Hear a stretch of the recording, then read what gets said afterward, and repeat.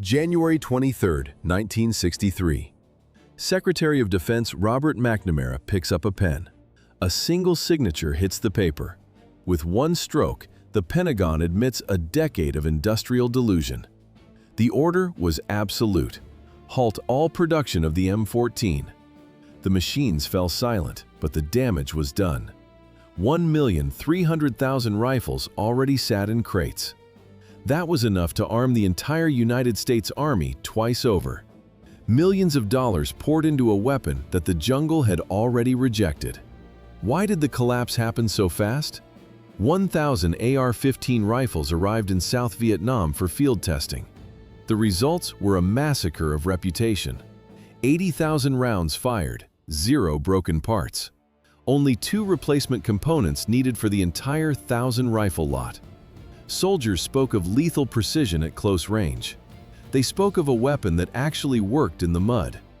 The truth began to leak from the testing grounds. Earlier trials comparing the M14 to the AR-15 had been rigged. Bureaucrats had ignored malfunctions. Officers had buried reports.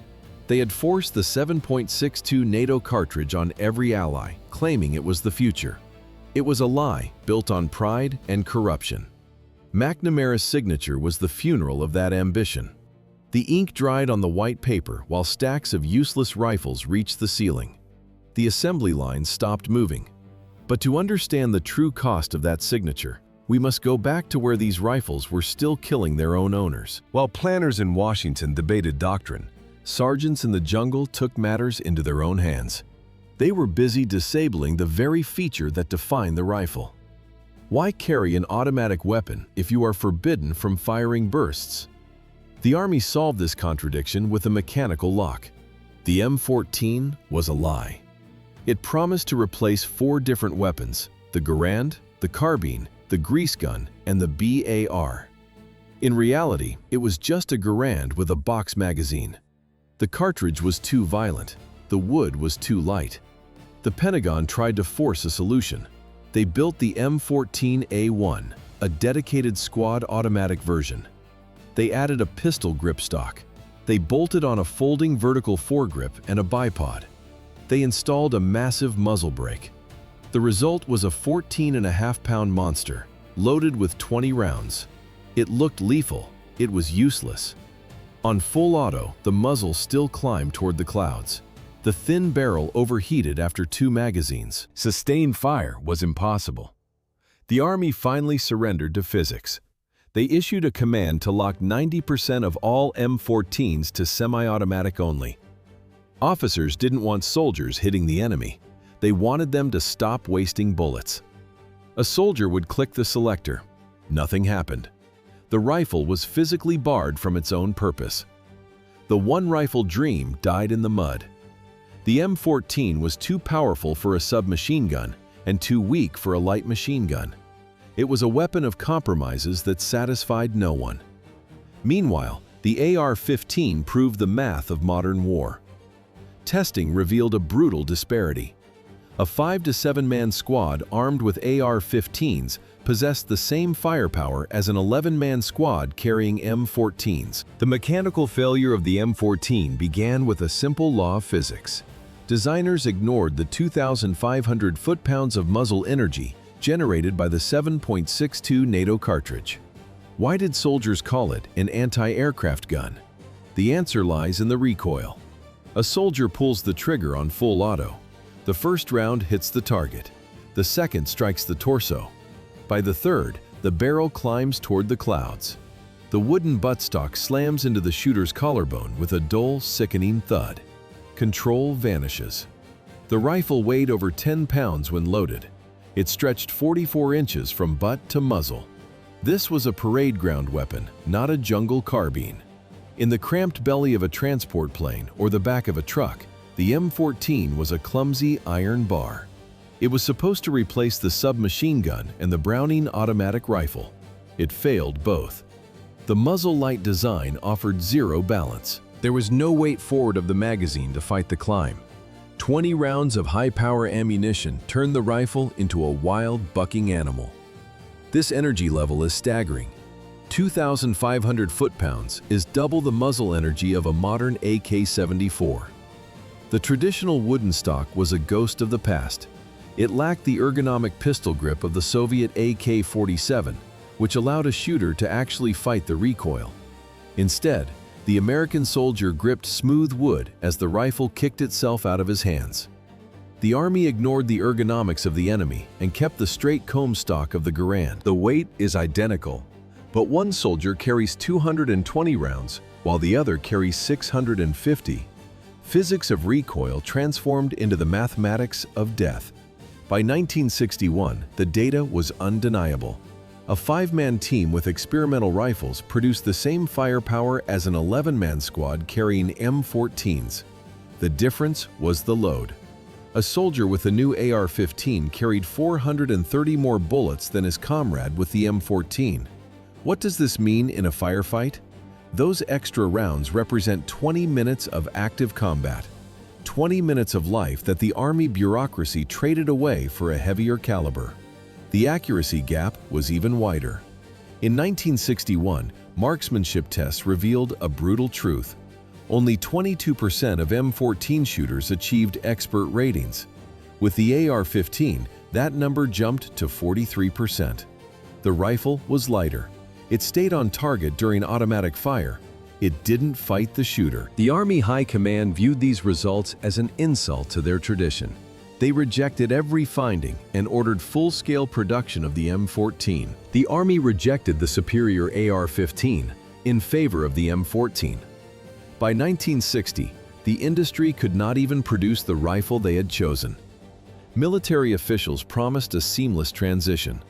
They claimed the old M1 Garand tooling would work. It was a lie. Manufacturers faced a wall.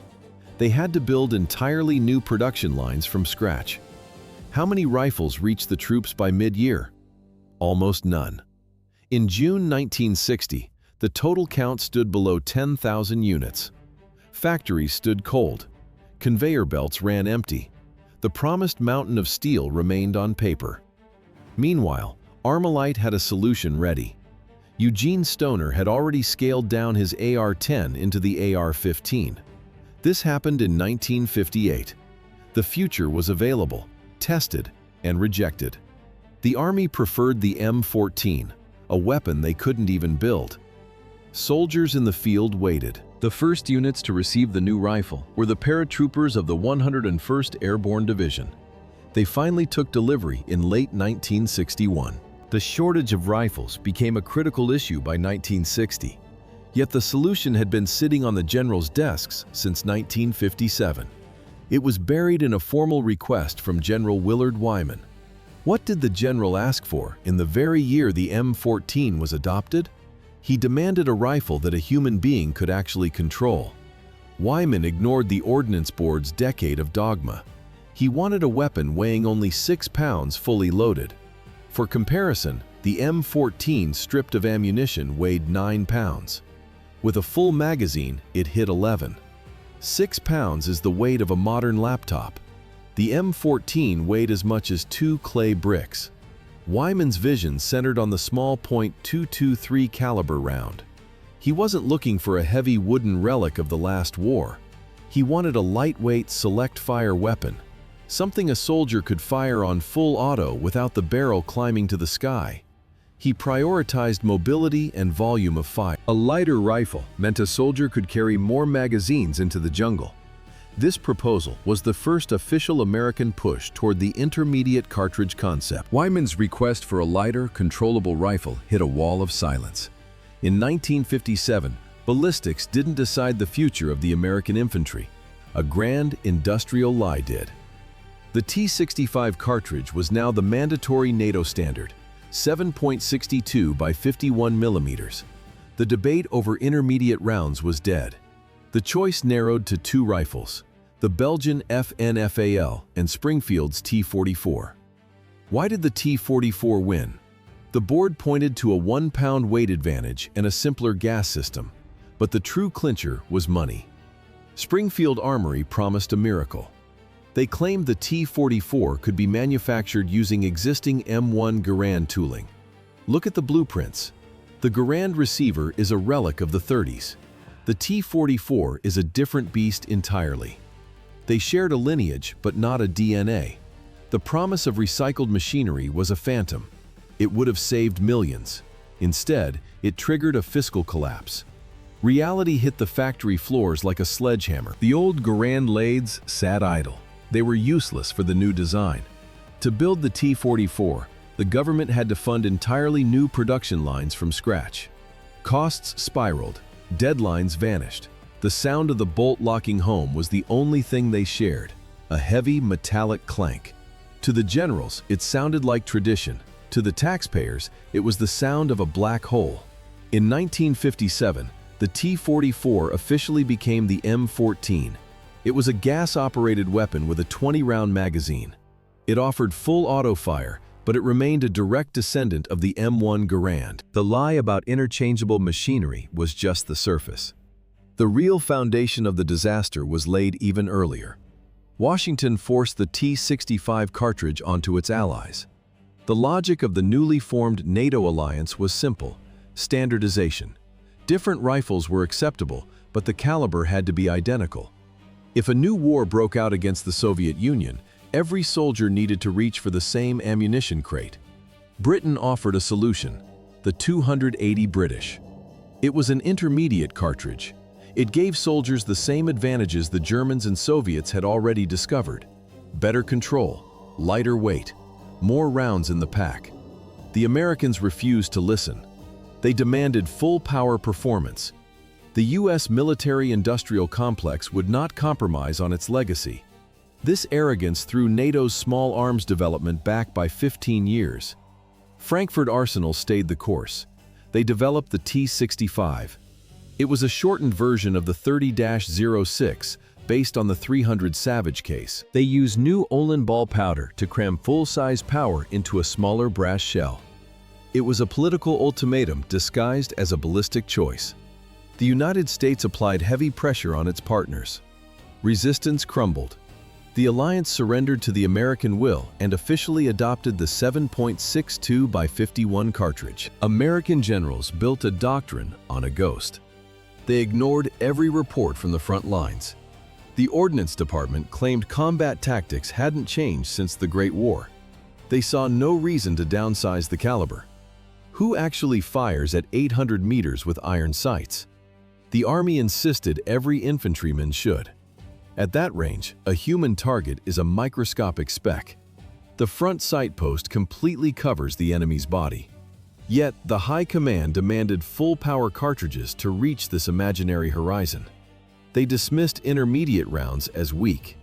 They preferred precision semi-automatic fire, leaving full auto only for extreme emergencies. In 1944, the search for a hybrid began. Paratroopers needed the lightness of a carbine, but the punch of an M1 Garand. The solution was the T-20 prototype. Engineers took the Garand and forced it to fire full auto using 20-round magazines from the Browning automatic rifle. The Ordnance Department officially authorized the development of the T-20 prototype. To understand the collapse of the 1960s, we must first look at the chaos of the 1940s. The American victory in World War II masked a logistical disaster. On paper, the infantry squad was a powerhouse. In reality, it was a supply chain nightmare. One squad, 5 different weapons, 3 different calibers. The M1 Garand, the Browning automatic rifle, and the M1919 machine gun all used .30-06. But they didn't share parts. They didn't share feeding systems. One soldier grabbed 8-round clips, another reached for 20-round magazines. The third waited for heavy metallic belts. Nearby, the paratroopers and officers carried M1 carbines, firing .30 carbine rounds. Behind them, the NCOs gripped Thompson submachine guns, or M3 grease guns, spitting heavy .45 ACP slugs. How does a sergeant manage 3 separate ammunition flows under mortar fire? He doesn't. He survives despite the system, not because of it. The math was simple and brutal. Every new weapon meant a new factory line, a new shipping crate, and a new failure point. In the mud of Europe and the jungles of the Pacific, the great arsenal of democracy was choking on its own variety. One squad required 3 distinct supply chains to stay in the fight. The goal was clear: 1 rifle, 1 caliber, 1 solution. While Washington planners drew up blueprints for a universal weapon, other nations were watching the same tracers. They saw the same blood. They reached entirely different conclusions. The British and the Germans had already identified the flaw in the American dream. While American quartermasters were still untangling the knots of their chaotic logistics, the Soviet Union reached a different conclusion. They didn't wait. They didn't overthink. They simply took what worked and built a legend around it. The AK-47 emerged in 1947. It wasn't a precision instrument. It was a tool for a specific reality. Moscow embraced the intermediate 7.62 by 39 mm cartridge. They saw the German data and accepted the truth. Soldiers don't need to hit targets at 1,000 yards. They need volume. They need control. The Soviets prioritized the ability to carry more rounds over the dream of maximum power. The AK-47 appeared a full decade before the M14. Conceptually, it was already a generation ahead. It was a weapon designed for the mud of the trenches, not the peace of the shooting range. Washington looked at the same evidence.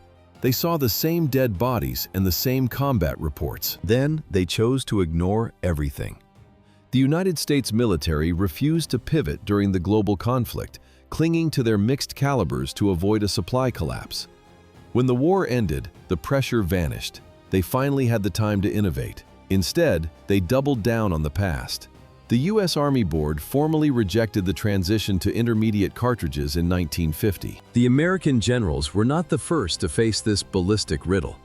While Washington clung to the past, the Wehrmacht had already solved the equation with blood and steel.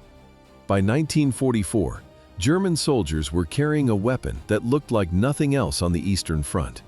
It had a curved magazine and a strange skeletal profile. This was the STG-44. It did not fire the standard heavy Mauser round. Instead, the Germans engineered the 7.92 mm Kurz. Kurz means short. It was a truncated cartridge, stripped of its excess weight but retaining its lethality. This was the birth of the world's first true intermediate round. The logic was simple. A lighter bullet meant a lighter rifle.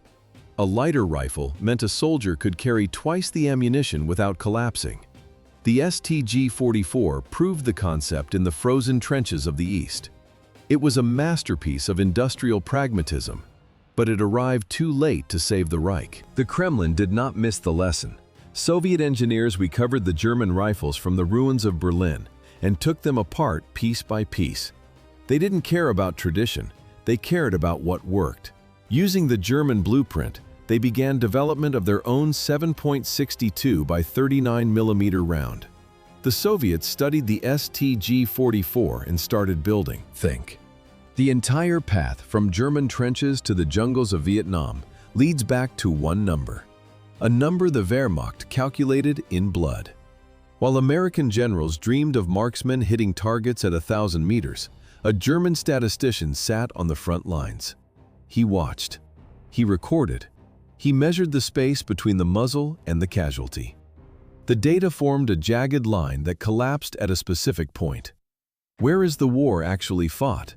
Not on the shooting ranges of Georgia, not in the ballistics labs. It happened within 300 meters. The German 7.92 mm Mauser was a masterpiece of overkill. So was the American 30-06. These rounds could drop a man at a kilometer. But at 300 meters, that power was a liability. The bolt action cycle was too slow. The recoil was too violent. The potential was simply wasted. A soldier carried a rifle designed for the horizon to fight a man across a street. To fire the massive 30-06, the weapon had to be thick, heavy, and long. It was a sledgehammer where a scalpel was needed. The cartridges were bricks in the soldier's pouch. Steel and wood weighed him down for a ballistic advantage he would never use. The Germans saw the gap and built the short cartridge. They stopped aiming for the clouds and started looking at the dirt 300 meters away. Everything further was a waste of gunpowder. 300 meters,